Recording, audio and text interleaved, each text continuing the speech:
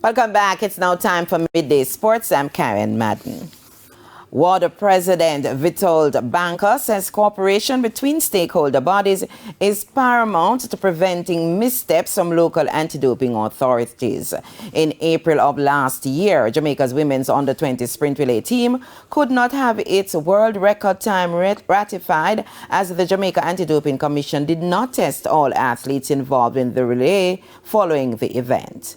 Banker says he's aware of the incident. So it's extremely important to change the informations and to know how the procedures looks like. This particular case, it's I would say not WADA regulation because it was World Athletics, of course, and there were rules that all 4 members of the relay have to be tested. So.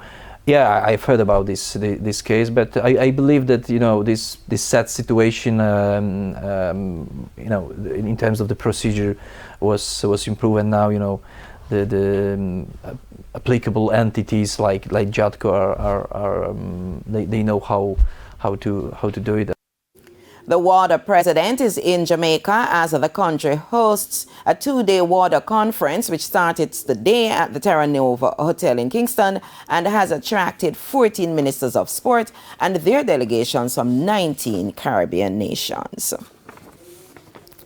Now, with smaller international boards like the West Indies struggling financially to compete with the 3 big countries, former Cricket West Indies President Dave Cameron is recommending that the governing body conducts a revision of its current business model.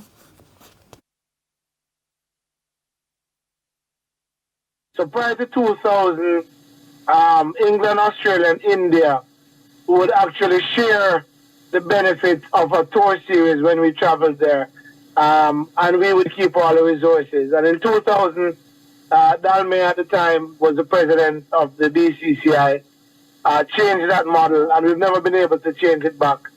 And that is the biggest reason why Cricket West Indies is in the position it's in today.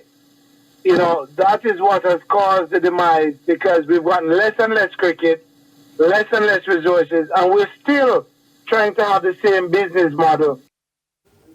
And Cameron is arguing that there also needs to be a collective agreement among stakeholders in terms of how to measure the rate of success by the regional governing body.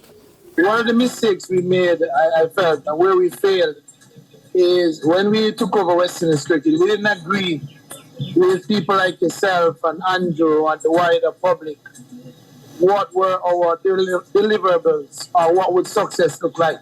Mm-hmm. And so what has happened is I came into Cricket West Indies almost fighting, which is very unfortunate because prior to my election, we've never really had a public campaign and electioneering. And that was really because I felt strongly about we needed to go in a different direction.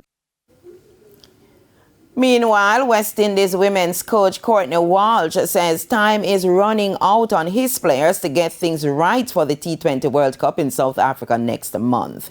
His comments came after a 3rd straight defeat in the T20 Tri-Nation Series on Wednesday in a crushing 10-wicket loss to host South Africa at Buffalo Park. For the 2nd time in the series, the Windies made fewer than 100 runs as they were restricted to 97 for 6.